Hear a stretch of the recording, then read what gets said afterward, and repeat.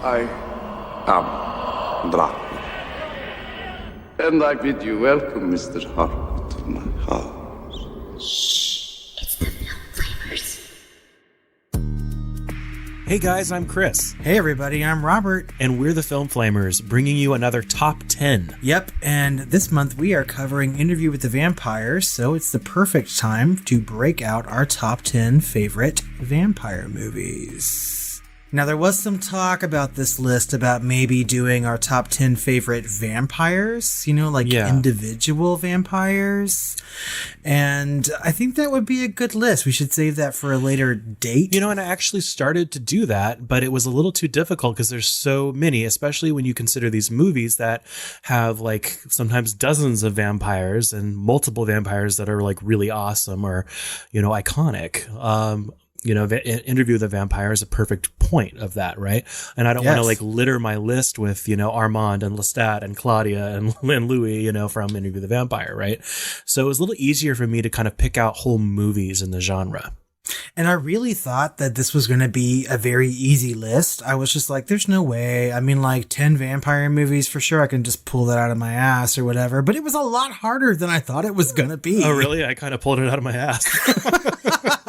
The more I started making my list, I was like, oh yeah, that one and this one. And then I had to recanoodle everything and get it in just the perfect order. And it was kind of a difficult list to make. So did you say recanoodle? I did. And it's a word, right? So. Okay.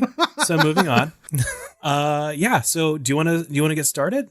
Sure. Okay. So my number 10 is a movie called Stakeland. It was made in 2010 and directed by Jim Mickle. Have you seen it? Haven't seen it. It's so good. And originally when I was making the list, I was just like, oh, I forgot about this one.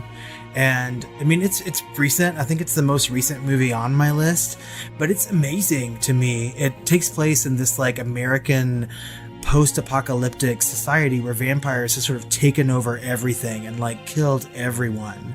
And a guy takes in this orphaned boy, trains him to be a vampire hunter, and they're sort of trying to get to this free zone, this safe zone in this post-apocalyptic, I can't even say that, post-apocalyptic vampire wasteland. You could say recanoodle, but you can't say post-apocalyptic. I don't know. It's something about my mouth.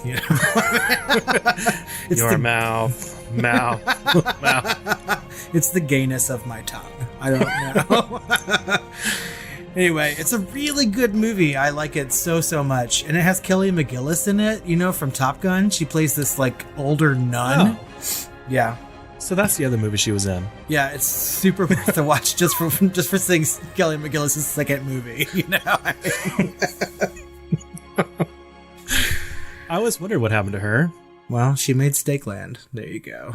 Okay, well, I'll have to see it. It's good. My number 10 is Shadow of the Vampire from the year 2000. Ooh. And of course, this stars Willem Dafoe as Count Orlok. And in this film, of course, he's really Count Orlok. He's really a vampire. And of course, it has John Malkovich and Cary Elwes and Eddie Izzard. And I think his first cinematic role, or even role that I ever saw him in after Dress to Kill, his big HBO special. Oh my God, he's in that movie? Yeah, he is. I think he's like a producer or something. It's been a long time since I've seen this, but I know that it was, at least Dafoe was nominated for an Academy Award for Best Supporting Actor. For playing Count Orlok, which is, the Nosferatu with the big long fingers and, so he had all this makeup on and everything else, but he was brilliant in that role. So I would recommend anyone to watch this. It's, the exact genre is metafiction because it's a fiction based on a fiction, right? It's right. Yeah. So it's basically a fictional tale of the making of Nosferatu, essentially, right? So I don't know. It's really interesting, and it's really good performances and interesting direction, interesting take on that story. Yeah, I remember watching that when it first came out and liking it. I don't think I've seen it since then, but it had so much Oscar buzz that I had to watch that movie. Not to mention it's really horror adjacent, and it was good. That performance was fantastic. Yeah. What's your number 9? My number 9 is something that I've talked about on other top 10s. Most recently, our top 10 favorite Stephen King adaptations, and that's Salem's Lot from 1979, directed by Tobe Hooper. Oh. I like this movie a lot, and for the same qualities that I think you would like Shadow of the Vampire. I mean, it has a Nosferatu feel about the vampire, and I mean, Stephen King just creates a really good fictional town being overrun by vampires. It's classic. It's good. It's long. It was a mini-series, but I think it's still effective today and great, and I think everyone should go check that one out. Okay. Yeah, and I think we just mentioned it in one of our past episodes, but I had seen it, and I never really revisited it, but you'd convinced me that I needed to, so it's still on my list to go revisit. I think it's time for a rewatch for you, and I think it's streaming somewhere. I know you can watch it. And actually, it's funny because I actually went into Salem the other day, as one does when they're Salem adjacent. And I went into Count Orlok's Nightmare Gallery. And it was basically a wax museum, but that it didn't just have the wax figures. It had like the impressions of all these horror directors' faces, and including actors like Tim Curry, and all kinds of signatures with photos of all these actors that had been there or they had gotten, and a lot of like set pieces and stuff like that. But these wax figures were legit. And one of the ones that actually scared me was one from Salem's Lot. Really? And it was like the Nosferatu like old vampire in the big black robe. Mm-hmm. And it was so lifelike. I like turned a corner and it was there, like hovering over me, and I was like, holy shit. So a lot of them looked super, super real. Like the Carrie one was good. Blood on her and everything, just post, pig's blood. And the one that scared me the most was probably the nun. And it was so real. I just kept staring at it, waiting to see if it moved. And I didn't get any uncanny valley from something that doesn't move at all, right? It was so incredibly real. I just kept thinking it was someone in impeccable makeup or something. And it freaked me out. So I don't know. If you're ever in Salem, go to Count Orlok's Nightmare Gallery, and you can witness all of these for yourselves. They even had movie monsters like Swamp Thing and or not Swamp Thing, but the creature from the Black Lagoon. Multiple Bela Lugosi's and different things, and of course Count Orlok. And they had 2 different aliens, and including the first one from Alien 1979, in which the head case was slightly transparent, and no other alien costume has been like that since. And so it had a lot of detail in it, and it was just perfect. So anyway, I plan on going back and showing whoever I can when I take them to Salem. So huge derail. I'm sorry. But that was my little bit on seeing Salem's Lot a little bit in person. So that was fun. Well, hopefully it will entice you to watch the movie again, at least for that. I mean, if you were scared by it or like intrigued by it, you should go revisit this. I think maybe we should revisit this at some point. I mean, who knows? Yes. No, I think we should. The only thing I was missing was Piper Laurie. I think she should have been in there. But she wasn't. And I definitely have to go to this place when I come visit you. Faux show. Yes. Well, my number 9 is Daybreakers, the 2009 science fiction action horror film. And it of course, it has Ethan Hawke and Willem Dafoe again, along with Sam Neill of Jurassic Park fame. But it's kind of a post-apocalyptic futuristic world that's overrun by vampires. And it kind of centers around a vampire, like a vampiric corporation, which sets out to capture and farm any remaining people, humans, while trying to research at the same time a substitute for human blood as they are running out. So there are like pockets of humans still left. And it's a really interesting story. It's not the best film, but it's got so many good moments, or not so many, but such good moments. There's one moment that sticks out to me at the end. It's just a massive battle between groups of vampires. And it's just like a slow moving painting. It looks like a Renaissance painting where they're all just in slow motion. There's so many things happening on the screen at once. That is just such a beautiful, interesting way to film something. So if only just to see that kind of jaw-dropping cinematography at the end of it, that's reason enough to pick this one up and watch it. I mean, so I saw this movie when it first came out, and I'm not quite sure I remember liking it. I don't think I remember much of it. So it's probably due for a rewatch for me. It seemed a little Matrix-y, right, when it came out? Or is it, I mean, am I just way off base with that? Maybe you're thinking like Equilibrium or something, or one of the others that came out in the early 2000s or late 90s, like Dark City or something. I don't know. It does seem maybe a little Matrix-y, but it's kind of post-Matrix, right? It's 2009. Yeah. So I don't know. I can see that, I guess. It's dark. There's, sci-fi action horror, but yeah, I could see you say that. I need to watch it again too, because it's been a long time. I only watched it the one time myself. I just remember certain scenes that were done so well. And of course, William Dafoe and Ethan Hawke are always good. Yes. Well, and after one viewing, I mean, if it's high enough to put on your list, then that's really good praise. So that's fantastic. Well, I immediately thought of it when I was making my list, so that's something, I guess. Oh, yeah, definitely. My number 8 is The Hunger from 1983, directed by Tony Scott. And this movie, to me, is very cool. It's very sexy. It stars Catherine Deneuve and David Bowie and Susan Sarandon as this love triangle of... I can't believe I haven't seen this. And I really want you to watch it. It's so good. I mean, it makes me wish that I was a lesbian, like really. And I rarely ever feel that way, believe me. But so Catherine Deneuve plays this aging vampire, this really ancient vampire, and she sort of grants this, eternal life to people that she wants to make her lover. And she does this to David Bowie back in the 18th century, and he discovers that eternal life is accurate, but he's not going to be eternally young. And as he's starting to age, she sort of starts to replace him with Susan Sarandon, right? And so this is weird, seduction of becoming a vampire, and it's just really good on so many levels. It's an amazing movie. It's super cool. I think everyone needs to watch it, and it's incredibly sexy. Like, there's some really good scenes between Catherine Deneuve and Susan Sarandon that are forever ingrained in my brain. Okay. I mean, I'm just surprised that I haven't even heard about it until now. Oh, you've never even heard of it, really? No, never. Oh my god, it's so good. It's so good. Not until you not until you mentioned it. You mentioned it that you were going to put it on your list, and that's when you first told me about it, and I had never even heard of it before. I was like, wait, Susan Sarandon's in a vampire movie? And then I was like, wait, David Bowie's in a vampire movie? And they're in it together? I mean... Where's Tilda Swinton? She may ruin it, actually. But I kind of think you would like this movie quite a bit, and Well, that movie already has one David Bowie. Oh, Tilda. I don't think that's an insult against either of them. No, I guess not.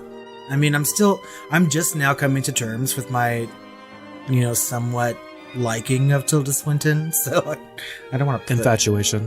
I wouldn't even... Budding infatuation. I wouldn't even call it infatuation. It's crush. I have a little crush on her, based on 2 movies, and that's it. I mean, I may like her as an actress. We'll see. I would say crush is another word for maybe a rube word for for budding infatuation. I'm just a well-polished rube. What is your number 8? My number 8 is What We Do in the Shadows by Taika Waititi. Wait. Taika Waititi. Yeah, I think that's better. Taika Waititi. Taika Waititi. Yes, that's right. Anyway, so of course this is all over pop culture right now, and it has its own show, which stars Tilda Swinton. And this is it's a modern classic. And if someone has been hiding under a rock and hasn't seen it, go see it. It's a mockumentary horror comedy film, and it's just straight from the brain of Taika Waititi. If you're more of a mainstream person, he's the same guy that did Thor Ragnarok. And if you haven't seen Thor Ragnarok, but you have What We Do in the Shadows, go see Thor Ragnarok. My God, please do. So yeah, I'm pretty much interested in pretty much everything this guy does from now on, except I have very little interest in that Jack Rabbit, Go Rabbit, whatever the... I kind of want to see it. I mean, the reviews have been pretty good, so I kind of trust him. Okay. Well, I might see it when it comes out on demand.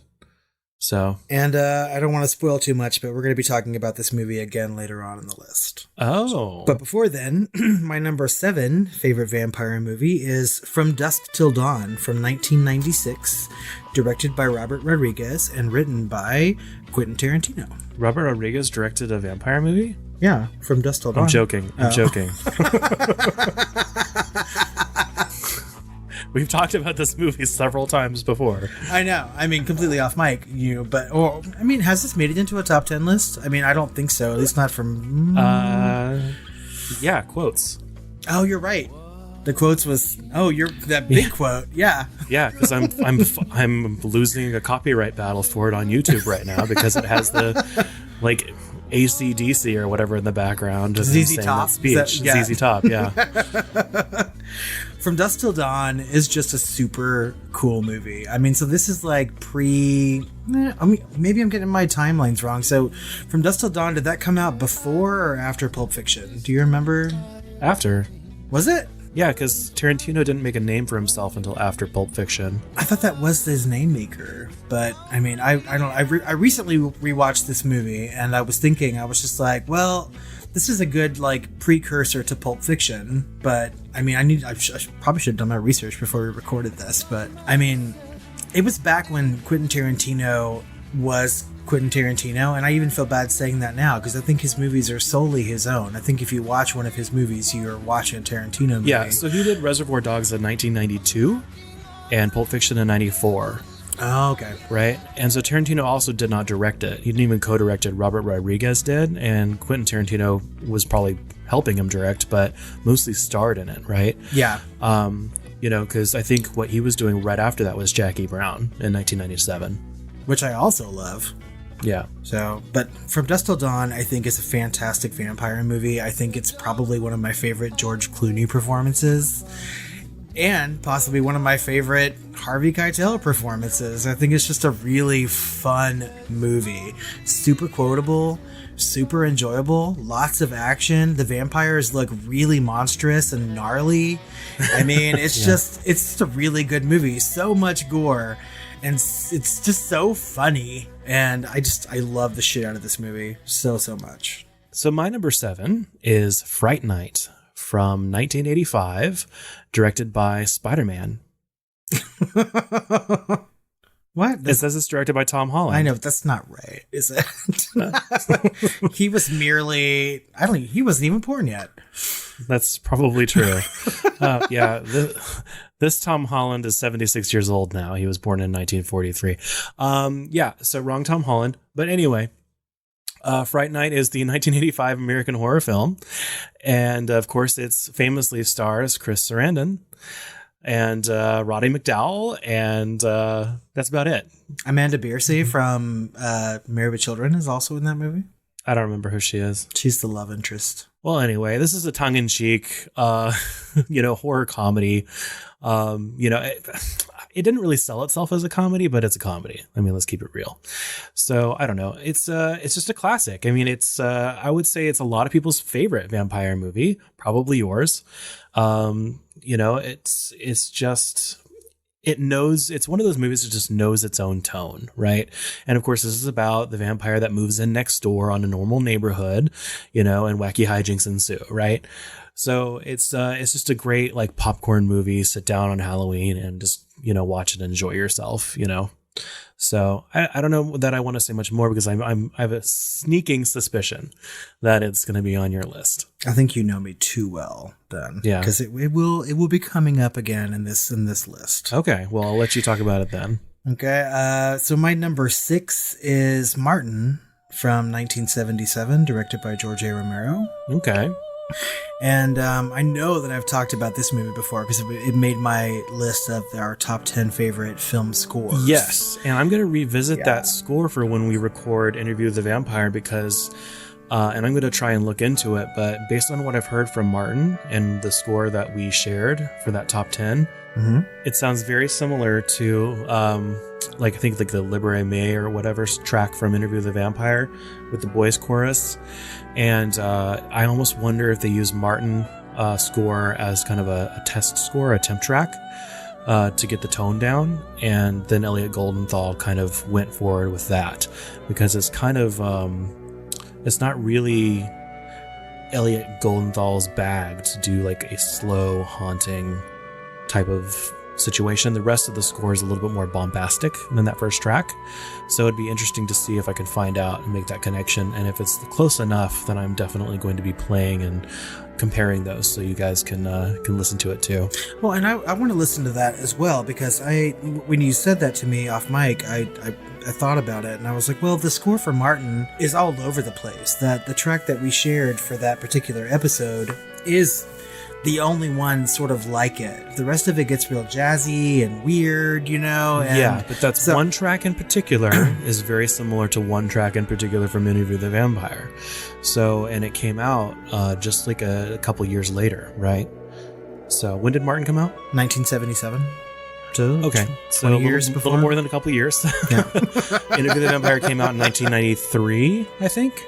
I think it was 93, 94, around that area. Yeah. Okay. But Martin is great. I think I don't think it's a really often seen George Romero movie. It may have been forgotten as the ages have gone by, like a lot of his movies have. People seem to think that George Romero only made zombie movies, and that's not the case. I mean, he made tons of great other horror movies that didn't involve zombies at all, and I think Martin is just one of them. And I just don't think a lot of people have seen it, and that kind of makes me sad. It's sort of like a combination of a vampire serial killer kind of movie, and it's just it's very special to me. And George Romero is very special to me. He's my favorite horror director, and this is just I think a prime example of his prowess as a horror filmmaker, and I think that people should go and watch it. Okay. It's kind of hard to find, and I don't think it's streaming anywhere. I don't even think you can rent it at this point. Oh, that sucks. So, because I really wanted to do a Patreon episode on it when I went back and kind of dove into it. Well, I have a copy, so we're just going to have to mail it back and forth. But I mean, if I'm going to trust you with this copy of Martin, you're going to have to send it back to me. That's just all there is to it. Or I'll just come up to Boston and get it. That's the plan. Okay, just hold on my shit hostage. Yeah. What's your number 6? My number 6 is 30 Days of Night from 2007. So this was based on a comic book miniseries of the same name. It was directed by David Slade and stars Josh Hartnett. Oh, he's so cute. Yes, and I think he later revisited the genre when he did Penny Dreadful, correct? Yeah. He's still cute in that too. He hasn't really aged at all. He looks the same to me. Well, I just remember that I didn't really like this film that much, and I still don't really, but the vampires in it are so iconic. Yes. They're done so well, and it's so ridiculously violent that I do want to revisit this, because it may just have been a little ahead of its time. But I do remember some of it being a little silly, and I dismissed some of it. So I just need to revisit it, but I put it so high on the list just because it was so iconic, and it actually is kind of viewed historically better than it was released, I think. The critical reaction was like 51%, and the consensus was, while 30 Days of Night offers a few thrills, it ultimately succumbs to erratic execution, whatever the fuck that means. So, it's, it sounds like I wrote it back then. So I don't know. I'm thinking that I need to rewatch it, but it was memorable enough, and the premise is memorable enough it's definitely worth watching, and it is one of those classic vampire movies at this point that everyone should see if they're a fan of the genre. I mean, I like what you say, ahead of its time, because I think that's true of this particular movie. I mean, some might call it silly, and I would call it stylized, right? I think that it's very singular in its portrayal of vampires, especially its setting and just the way the movie was. Oh yeah, a very stylized look. You're right that it was a very stylized look, because I think, of course, it was based on that comic, and I think he was trying to I think this was a little before, like the Zack Snyder doing Watchmen, and Zack Snyder doing other comics, and other people doing comics like panel by panel. And it's definitely of that ilk. I mean, like, this is totally like the Zack Snyder area of time where he was doing like 300 and so on and so forth. And I mean, like some people either really liked it or they didn't, you know, in all those movies, just based on its style.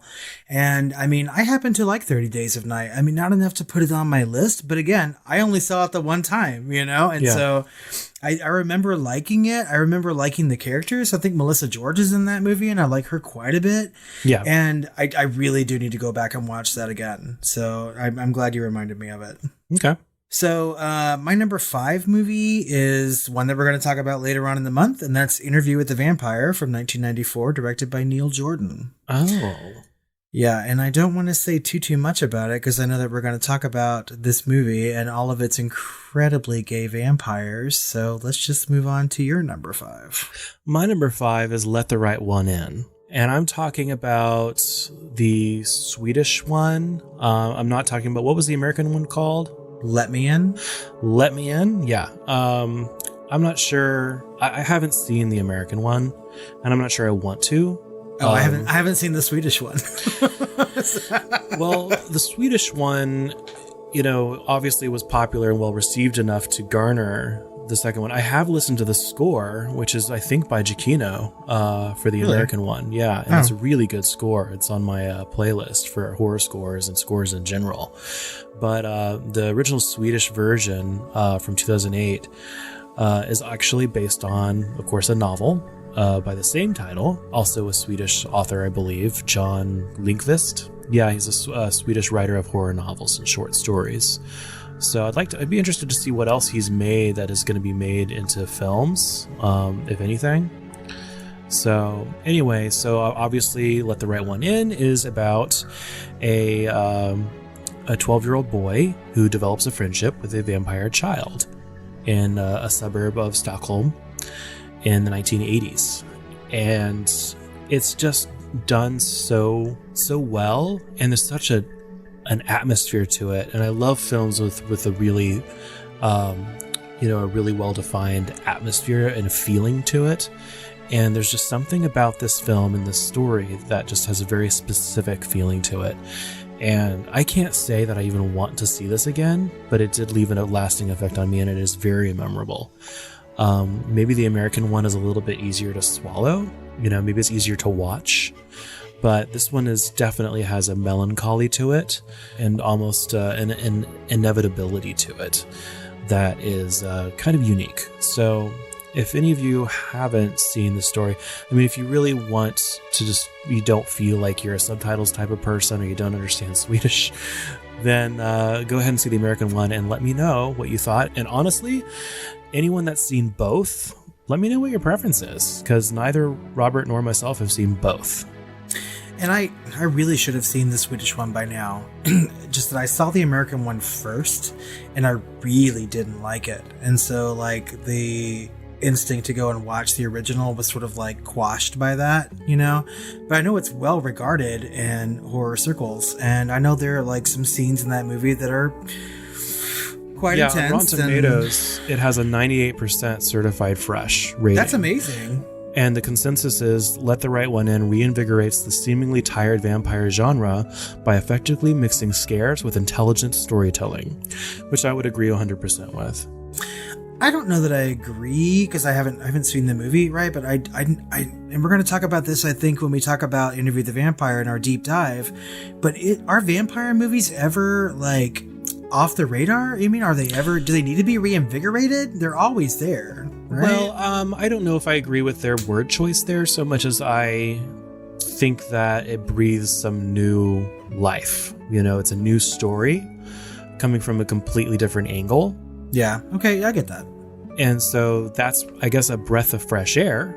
Yes. Might be good. That's a good way to put it. Okay. You know, so maybe I agree with it 90%. Yeah, I think I need to watch this movie. I need to just forget the American one and just go watch the original and just get lost in it, I'm sure. Yeah. On paper, I would love it. What's your number 4? My number 4 is Near Dark from 1987, directed by Catherine Bigelow. And it was one of the first movies that I really latched onto as a kid, so I don't know how much of this is like nostalgia boner or not, but I think it's a really well-made vampire movie. It's almost like a Western at times. So it's about like a group of vampires who travel during the day in this like blacked out RV, and they just go from like city to city, and it's so amazing. And I love Catherine Bigelow. You know, I mean, everyone sort of shits everyone shits on the Hurt Locker, but I like the Hurt Locker. I don't know. But I also really like Near Dark, and maybe that's it. Maybe I like the Hurt Locker so much because I appreciate Near Dark so much. And back when I was a kid, it was almost unheard of for women to be directing horror movies, and I just really, really love Near Dark. It's just good. The vampires are great. It's a really gritty looking movie.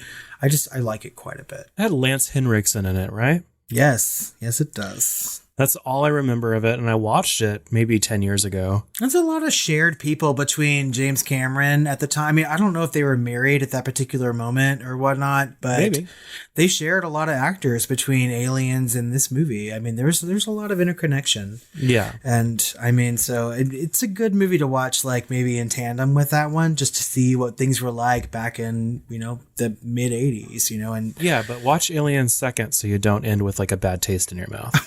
Oh, bitch, what's your number 4? My number 4 is Interview with a Vampire from 1994. Okay. Should have just looked at my own list for that year. So yeah, this is directed by Neil Jordan of the Crying Game fame, correct? And the Company of Wolves as well. So I mean, yes. he's got some horror cred. So this is considered a gothic romantic horror film, and of course it's based on Anne Rice's 1976 novel of the same name, and it stars Tom Cruise and Brad Pitt, as well as Stefan Rea, Antonio Banderas, Christian Slater, Kirsten Dunst. The music's by Elliot Goldenthal. It's a masterpiece. What else do I have to say? Mm-hmm. We're covering it, so we're not going to talk too much about it, but it is one of those films that has... possibly, if I were going to make a top 10 for atmosphere, this would probably be near the top because it is definitely nails a tone. Oh yeah, and there's nothing quite like it, and everything's working for it. The direction and the actors and the set dressing and the costumes and the music and everything's just working towards this very specific feeling. And not every movie can do that, right? It was very focused. Well, and not every movie, especially the movies that are on our list so far, are the kind of budget that this one has. You know what I mean? So people have put a lot of money into this particular vampire movie, and I mean, you know, we're really gonna like dissect all of that. I think there's a lot to be said about Interview with the Vampire. I think some people maybe just count it as, you know, a piece of like mid 90s star-studded studio movie, but I mean, no. Yeah. I mean, I think the material attracted them, and of course the director was attracted to the material, and you know the actors were of course attracted to the director and the material. So there's a lot to talk about the making and the formation of how this film was made. You know, some interesting things going on with the casting and things like that. But yeah, we're going to have to digress because we're going to have to save this conversation for another day. That's right. So stay tuned for that episode coming up very soon. Mm-hmm. But until then, my number 3 movie is The Lost Boys, also from 1987, directed by Joel Schumacher. You really like your trashy vampire movies. I sure do. I mean, I can't help it. I think I'd almost take Catherine Bigelow over Joel Schumacher, honestly. He's part of our gay brethren. I mean, my God. Okay, but we cast him out after he made Batman and Robin and that abortion of Phantom of the Opera. I love Batman and Robin, so you bite your tongue, okay? There's some bat nipples in that movie, and I really, really enjoy it, but that's for another conversation. I really enjoy my vampires when they come with a touch of homosexuality, maybe on the sidelines, you know, maybe not so much in your face, and I think The Lost Boys really has that in spades. Right, so we have Kiefer Sutherland. I think that sounds more like wishful drinking to me. I mean, I don't know. When I was a kid watching The Lost Boys, maybe as a little gay boy, a teenager, when I watched it again, you may have been projecting, and it happens, you know. But there's just something about that movie. It's so gritty and so dirty, and like, no, it's a classic. And I liked it. I liked the characters quite a bit. And I really enjoyed this like pseudo homosexual relationship that the two like male leads had. And it just stuck in my brain. And I watched this movie all the time. Not to mention that like shirtless saxophone player when they're at the carnival, right? I mean, when's the last time you saw The Lost Boys? I mean, what was that movie that came out probably before that based on the book that had like all of those like Patrick Swayze and like Tom Cruise and like River Phoenix and like every other, heartthrob at the time in it. It was like 8 of them. Oh my God. Yeah. My nephew just read that book too. Oh, I'm never going to remember it. Fuck, look it up.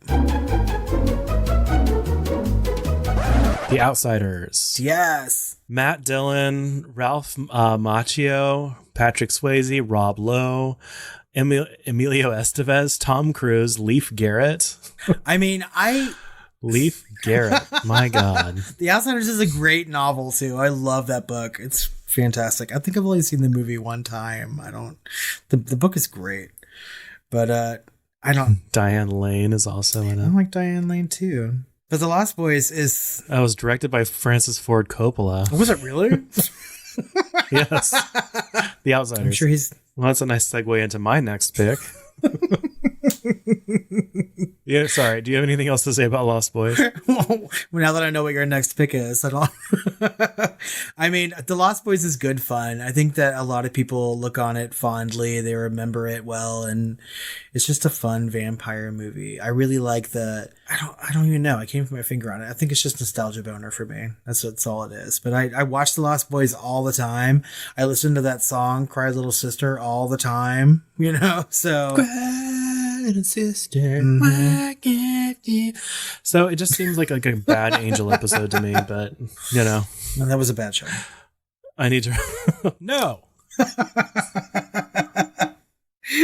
What's your number 3? My number 3 is Bram Stoker's Dracula from 1992, directed by Francis Ford Coppola of The Outsiders fame and a couple other small films. Yeah, that's right. I think he only made like 2, right? So he's of course known for The Godfather, Obviously. Part 2, and of course that one war movie, whatever the fuck it's called. He did The Conversation and a lot of other Captain EO from Disneyland. the Michael Jackson thing? Yeah. The Rainmaker. Oh my God, he's just been all over the place. Apocalypse Now. How come I've never heard of him? It's so weird. So anyway, Bram Stoker's Dracula, the gothic horror film, of course, starring Gary Oldman as Dracula, Winona Ryder, Anthony Hopkins, and Keanu Reeves in his most unfortunate casting. The music, of course, showed up on our top 10, and of course it's by Wojciech Kilar. So a name that Robert cannot spell nor say. I know, just you saying it now brought back all these flashbacks of memories, and I'm like, God, I'm still so impressed he can say that name. Wojciech Kilar. Yeah. Yeah, with the closing credits theme, Love Song for a Vampire, performed by Annie Lennox. I do love Annie Lennox. So I don't know. This is kind of an experimental film in my, based on everything that I know about it, and I know quite a bit about it. Depending on your point of view, it was successful or unsuccessful in varying degrees for different things. But essentially, this is Francis Ford Coppola trying to make a classic story in the way it might have or could have been filmed back in 1899, 1900, when the story is supposed to take place. And so every single effect is done in camera. So you have a scene where a montage where he's traveling across the country, his countryside, traveling from England to Transylvania, and the diary is in front as they're reading out of it, so it's kind of like that. But instead of transposing 2 different film strips on top of each other, they literally made a 10-foot wide diary with real pages to put in front of a model train so they could get it all in one shot. So it was really? Yes, it was meticulously done that way, so that it had an authentic feel. And that may have been just kind of, a vanity kind of situation for Francis Ford Coppola. He actually ended up firing his visual effects supervisor, I believe, and actually hired his son because his son, quote unquote, just got it, right? He understood what his father wanted as far as doing everything in camera with models and just film trickery. And, it looks like modern effects, and a lot of the time you can't tell that they're dated or fake or something, but they're done so that they could have been done that same way. The only thing that's different is, like, say, the film stock, which is obviously, 1990s quality, so that you didn't seem like you were watching a silent film or something. But they do use that film in an original camera for a piece of the film while they're watching people go down the streets of London, which is interesting. But anyway, I digress. The making of this film is really, really interesting to me as a film student way back in the day. And, watching this film, I see something new or view it in a slightly different way every time. And to me, this film is like incredibly rewatchable. Instead of putting all of the money onto effects and 3D effects and things like that, they basically poured it all into costumes, and a massive amount of their budget was on the costumes, for which they, of course, were nominated, if not won, the Academy Award, I believe. Yes, they won the Best Costume Design, Best Sound Editing, and Best Makeup, all of which were well deserved. And they were, of course, nominated for Best Art Direction, which they could have won for. But it was, to me, it was just like a lot of things in one. There's a lot of design and, nerdy, geeky stuff going on, but also gothic horror at the same time, and Gary Oldman, and, almost a career-defining performance in several different aspects of Dracula, including the monsters and everything else. I kind of expected this movie to be number one for you, I think, just because I know from being your friend how much you appreciate this movie and like this movie. And so it kind of shocks me that it's number 3, and I'm curious to see what your next 2 picks are. But with that being said, I know you just called it rewatchable. I've only seen this movie one fucking time. Oh my Jesus. Yeah, way back when it first came out. So I am definitely due for a rewatch on this one. And based on your talk just then, I think that we need to go ahead and schedule this movie for some sort of deep dive pretty soon. Yeah, I think it's actually on our calendar. Is it really? I think so.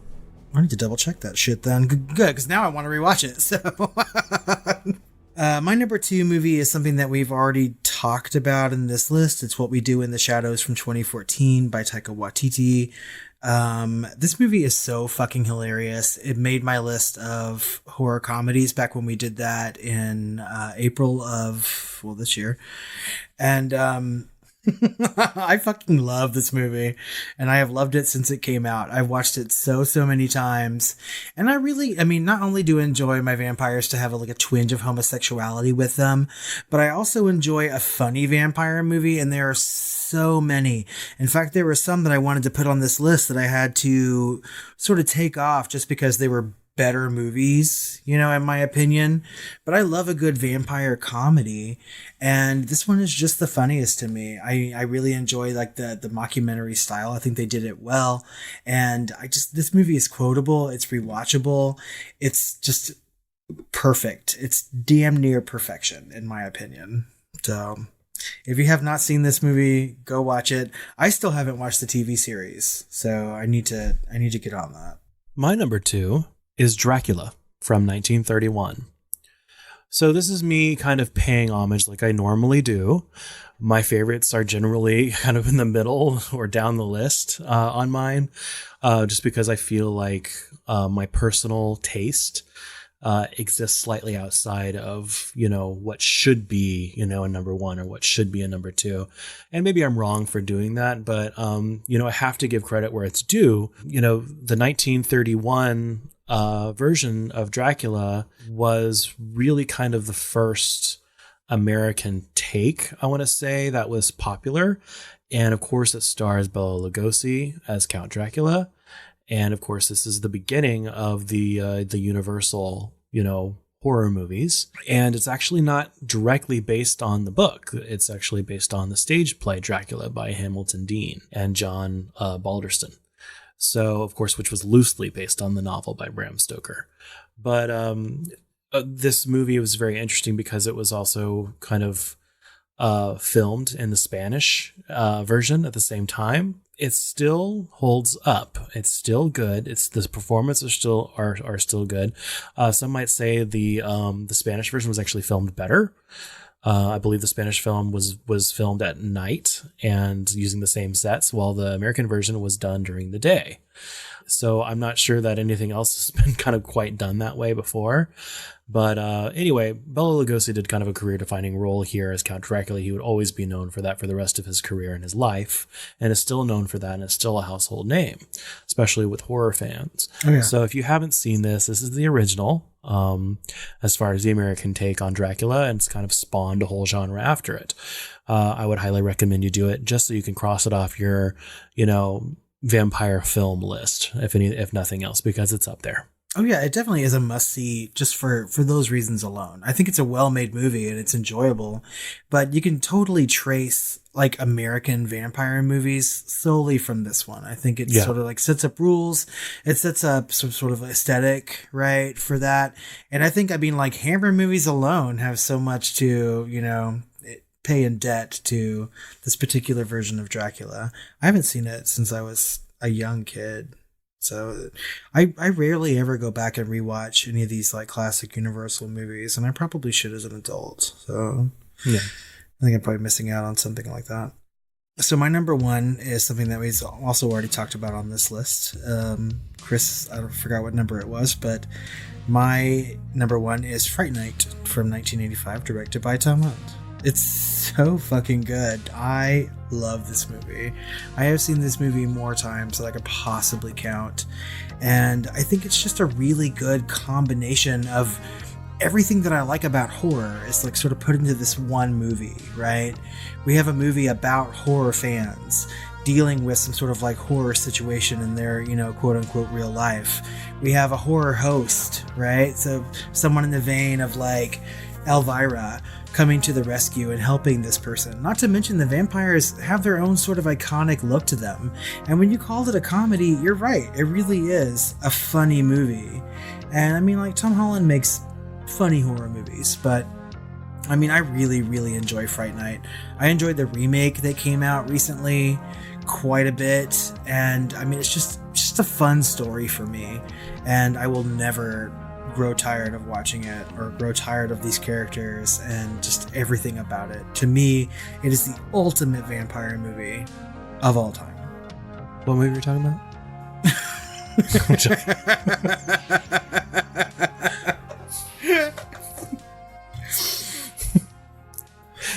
My number one is possibly the first movie, and what actually I think is the first movie based on Bram Stoker's Dracula, which is Nosferatu, which was kind of illegally done against copyright. So they renamed Vampire to Nosferatu and renamed Count Dracula to Count Orlok.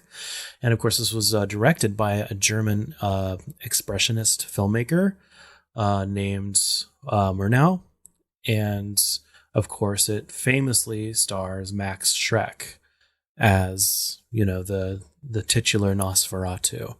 And of course, we've seen that throughout film. I think even like Tim Burton named like the main villain in Batman Returns, Max Schreck, based on this. So we keep seeing like echoes of different parts of this throughout time. And of course, this is the movie that Shadow of the Vampire was based off of the making for, right? So this is the granddaddy of all vampirism in cinema.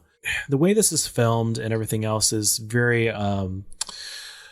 I would say particular to the style of the director. Like I said, expressionist. It's very German expressionist from the 1920s, and it's just as famous for that as it is for being Nosferatu, everything Bram Stoker. And of course, there's a whole thing about the making of this and the aftermath of this and what it all means to American cinema and German.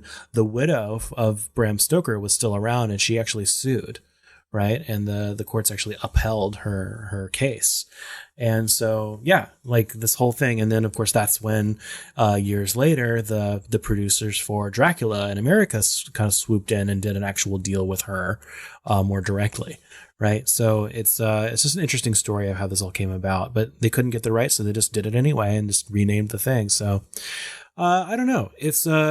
It's definitely something you should check out. I remember my first kind of experience with Nosferatu being an episode of Are You Afraid of the Dark, where they're playing Nosferatu at kind of like one of those classic movie theaters. And Max Schreck as Count Orlok kind of like slides out of the screen and starts going after people. And it's like they did a really good job at making it look exactly like, a living color version of Max Schreck as Nosferatu.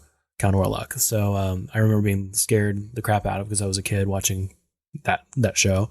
And anyway, that was my first foray into Nosferatu, and I definitely recommend that everyone go see it. If anything, like I said earlier, to kind of check that one off of their list, because this is the original of all vampire movies in cinema, I would say. So check it out. Well, even just more than like vampire movies, I think this is sort of like the jumping off point of horror cinema, right? Like this is beyond just saying classic. I think that people who enjoy horror movies really need to have seen Nosferatu. I mean, it's just like, you can't say that you're a horror fan of, all-encompassing horror genre and not have seen this movie. I think that it's incredibly groundbreaking, and the, German expressionism and things like that are important for anybody, film student or not. It's a singular experience. Yeah, it definitely was kind of born out of the German expressionism movement in film.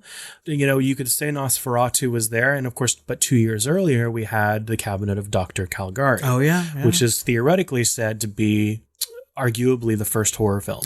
That is true. So the first true horror film.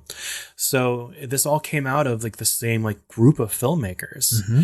And it's really interesting to see that. And if you watch both of these together, you'll see kind of the filmic angles and the way things are shot, and kind of a very ahead of its time art house feel to these films. Oh, yeah.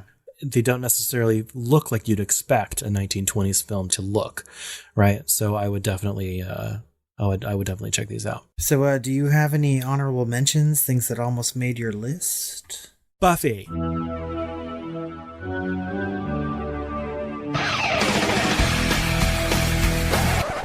The movie or the TV show? The TV show, you rube. What?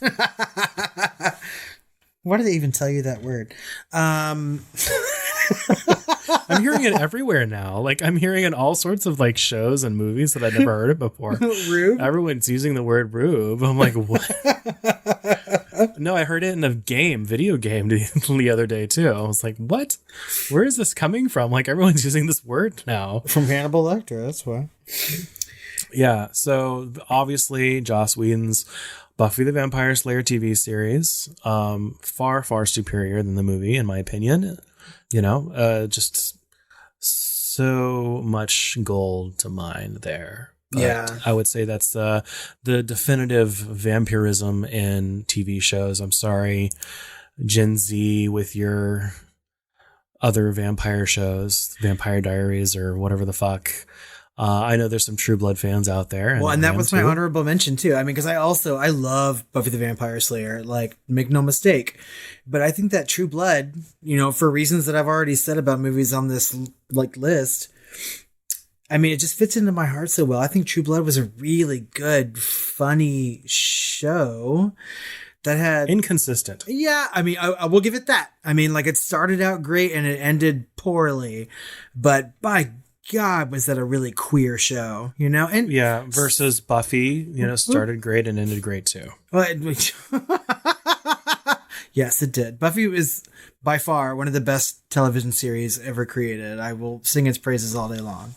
I also like True Blood quite a bit. So, I mean, I think that, obviously we didn't put TV shows on this list, but there's been a lot of like vampire TV shows throughout the years. But I think that Buffy is really like tops. And I like True Blood quite a bit. I've never seen like the Vampire Diaries or anything like that. So I don't know. I can't really say, but those two shows were really good. I also like Buffy the movie. I put that on our top 10 horror comedies, and I do like that movie quite a bit. It makes me laugh. So, it's just it's a good character. That man created a great character in Buffy. Yes, he did. I think that pretty much wraps up our vampire top 10. Guys, let us know what you think about our choices and let us know what some of your favorites are.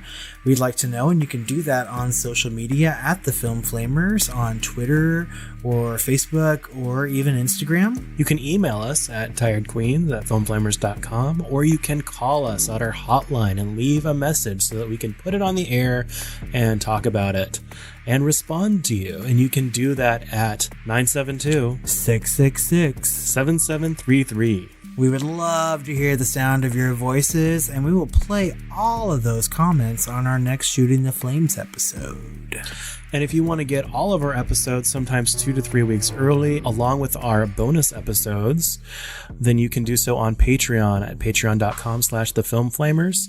I have not been releasing episodes that early, just because of my move to the Boston area, Salem adjacent, but I'm getting back into speed. So things are being released at least a week in advance, starting now-ish, upon this recording. So, expect some early bird stuff there pretty regularly. Yep, early releases and lots of bonus content, not to mention all the bonus content that we've putting out since the inception of our podcast. So there's quite a bit to listen to, and you can get all of that for as little as $2. So head over there and check it out. Well, guys, keep looking forward through November. After this, we have a hot take coming out and our deep dive into Interview with the Vampire, which I know we are sort of chomping at the vampire bits to discuss. Yes, that's very true. We've been beating the shit out of it before we even talk about it. Sorry, that was funny. So, until next time, guys, sweet dreams. I have no witty vampirisms to say after that. I don't even know. But... Bite me? Apple pie pussy. I don't know. What? It's the fucking Dust Till Dawn, right? Oh. Apple pie pussy. Maybe I should pick another one. I don't know. Chicken pussy. If you can find cheaper pussy, fuck it. You gotta cut all that shit out. I don't even know. Okay, I have to pee, so I'm gonna stop recording. You can't find it here. You don't want it. Okay.